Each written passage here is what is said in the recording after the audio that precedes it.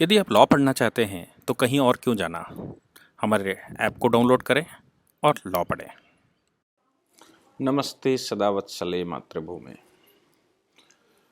बंगाल की एक खबर जो बड़ी तेजी से आई है, मुझे लगता है कि उस खबर के बाद हिंदू समाज को ज़रूर जागृत होना चाहिए। हुआ क्या, बंगाल में हम सब जान रहे हैं कि विधानसभा का चुनाव चल ही रहा है, या विधानसभा के चुनाव में पूरी कोशिश की जा रही है कि सारी पार्टियां चुनाव लड़ें। विधानसभा के चुनाव में सत्तारूढ़ पार्टी को बड़ा खतरा है, भय है कि उसकी सत्ता हाथ से जा सकती है।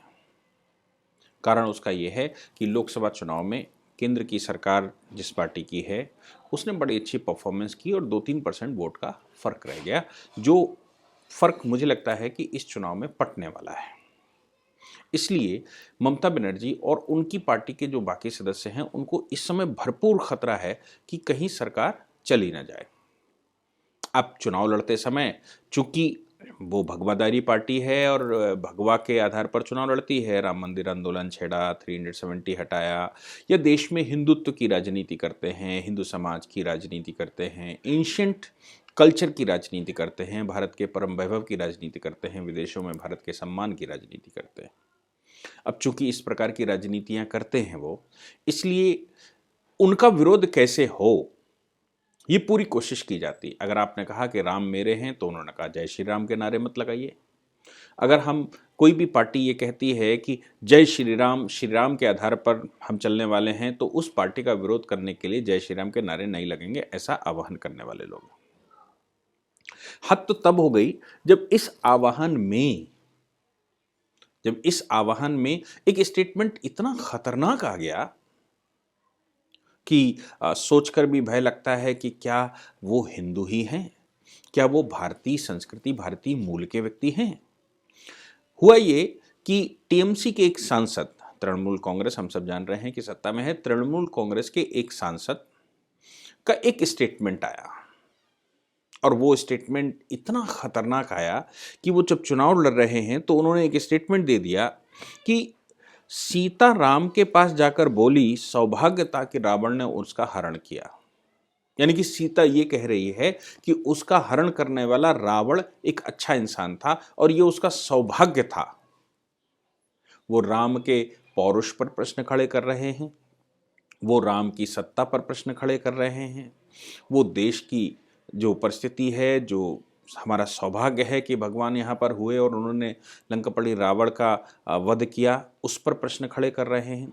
साथ में कहते हैं कि अगर भगवाधारी उसका अपहरण कर लेते तो वो शब्द भी मैं नहीं बोल सकता जो सीता माता के लिए इस्तेमाल किए गए, वो ये करते। सौभाग्यता के रावण ने अपहरण किया इसलिए सीता माता सुरक्षित रही। आप पार्टी का विरोध करिए, कोई किसी ने मना नहीं किया। आप बीजेपी का विरोध करिए, आप संघ परिवार का विरोध करते हैं तो संघ परिवार का विरोध करिए। आप जो कह सकते हैं बीजेपी को, उनके प्रधानमंत्री को खूब कहिए, किसी को कोई समस्या नहीं, उसका जवाब बीजेपी देगी। बीजेपी का दायित्व बनता है कि वो उनका जवाब दे। लेकिन जब आप माता सीता के विषय में बोलते हैं तो एक बार सोचना जरूर चाहिए कि हिंदू समाज, 100 करोड़ हिंदू समाज की भावनाओं पर प्रश्न खड़े कर रहे हैं। आपने पूरे देश के जो संस्कृति है उन संस्कृतियों पर प्रश्न खड़े कर दिए, देश के सौहार्द पर प्रश्न खड़े कर दिए। आप माता के रेप की चर्चा कर रहे हैं, आप कामना कर रहे हैं। ऐसा कैसे सोचा जा सकता है? एक व्यक्ति क्यों राजनीति में इतना गहरा गिर सकता है? एक पार्टी राजनीति में इतना गंदा कैसे बोल सकती है? अफसोस होता है कि क्यों नहीं भारत में ईश निंदा कानून, जो पाकिस्तान जैसे देशों में चलता है, ईश निंदा कानून भारत में लागू होता है। भारत के सियासतदानों ने यह फैसला किया होगा कि ईश निंदा कानून हम भारत में लागू नहीं करेंगे, क्योंकि हमारे समाज में हम डिस्कशन पर चलते हैं, हमारे समाज में हम बहस करते हैं, हम शास्त्रार्थ करते हैं। उस शास्त्रार्थ की हद कोई भी हो सकती है, हम किसी भी हद तक शास्त्रार्थ करते हैं भारत में। अब चूंकि हम शास्त्रार्थ करते हैं इसलिए हम किसी पर प्रश्न नहीं खड़े करते। अब शास्त्रार्थ करते समय यह भी संभव है कि भगवान राम की महिमा के विषय में हम बात करें, यह भी संभव है कि हम कुछ और बातें शास्त्रार्थ करते समय करें। इसलिए सियासतदानों ने यह सोचा होगा कि ईश निंदा कानून भारत में लागू नहीं हो सकता। भारत में प्रथम रिलीजन से ऊपर भारत में धर्म है और धर्म की सत्ता स्थापित होने के लिए रिलीजन की आवश्यकता पड़ती है, क्योंकि व्यक्ति इनर सिविलाइजेशन अंदर से वो सात्विक हो, इसके लिए उसको रिलीजन संप्रदाय की जरूरत पड़ती है, पूजा पाठ की जरूरत पड़ती है। लेकिन एक पढ़ा लिखा इंसान उसको धर्म यानी कि व्यवस्था कैसे चले, शासन कैसे चले, देश कैसे चले और वैमनस्यता खत्म हो जाए, लोगों के बीच में भाईचारा बना रहे, इन विषयों पर हम सोचते रहते हैं। इसलिए धर्म का शास्त्रार्थ होता है, हम शास्त्र चर्चा करते हैं और समय समय पर धर्म जो है, धर्म यानी कि जो व्यवहार है, उस व्यवहार को कैसे किया जाए इसके उपदेश देकर लोगों को खड़ा करते हैं। क्यों?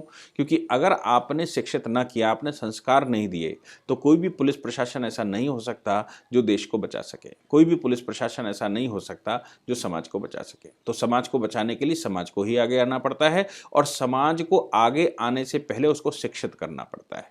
और शिक्षा कोई आज की व्यावसायिक एजुकेशन की आपने LLB कर लिया तो आप कुछ धन कमाई कर लेंगे।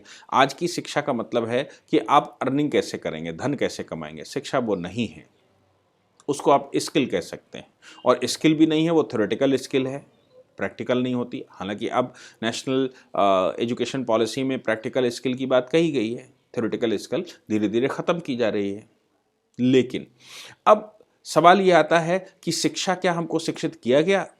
हमको जब तक शिक्षित नहीं किया जाएगा, राम और कृष्ण के द्वारा किए गए बलिदानों की चर्चा नहीं की जाएगी, भारत में पैदा हुए साधु संतों ने जो भारत के लिए किया और भारत में बलिदान दिया उसकी चिंता नहीं की जाएगी, अगर तुलसीदास को यहाँ का आइडल नहीं बनाया जाएगा जो मुगलों के घोर मुगल काल के दौरान भी रामायण को रामचरितमानस में लोकल लैंग्वेज में लिख रहे थे।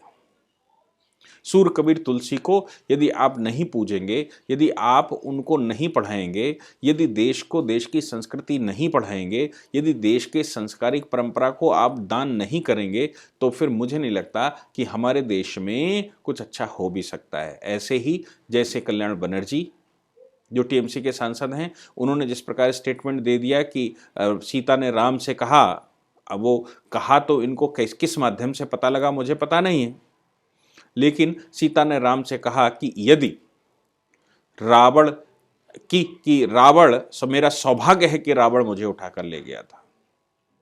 आप सोच सकते हैं कि राजनीति कितनी गिर सकती है, किस स्तर पर राजनीति कर सकते हैं। और स्तर, मुझे लगता है कि स्तर अब बचा ही नहीं है, स्तर हीन हो गए हैं। ऐसे लोगों की तादाद पहले से कम नहीं है देशों में जो कहते हैं हम हिंदू नहीं हैं और ये काल्पनिक कथाएं हैं, जो अपने पूर्वजों को अरब घाटी में ढूंढ रहे हैं, जो अपने पूर्वजों को यूरोप और अमेरिका में ढूंढ रहे हैं। ऐसे लोगों की भी कमी भारत में नहीं बची। जो लेनिन और माओ की तस्वीर लगाकर भारत में पूजन कर रहे हैं, इन लोगों की भी कमी भारत में नहीं है। ऊपर से ये लोग जो भगवान की भक्ति पर, भगवान के अस्तित्व पर प्रश्न खड़े करते हैं और इस प्रकार माता सीता के रेप की व्याख्या करते हैं कि वो बच गईं, उनका मानना था कि वो बच गईं, रावण के पास पहुंच गईं। तो मैं समझ नहीं पाता हूं कि इस राजनीति को क्या नाम दूं और इस देश की राजनीति किस स्तर पर गिरती जा रही है। मुझे लगता है ऐसे हैवानों को जड़ से समाप्त करने में ही अपनी भलाई है सबकी। और ये जब सत्ता में होते हैं तो इनके आगे माइक होते हैं, जब ये सत्ता से हटें तो ही एक लाभ की चर्चा भारत में हो सकती है, लाभ का प्रश्न हो सकता है, भारत की संस्कृति को बहाल करने की चिंता हो सकती है। मुझे लगता है कि ऐसी राजनीति करने वाले लोगों को जनता उनको बाइकआउट करे, यही मैं कामना करता हूँ। Thank you very much.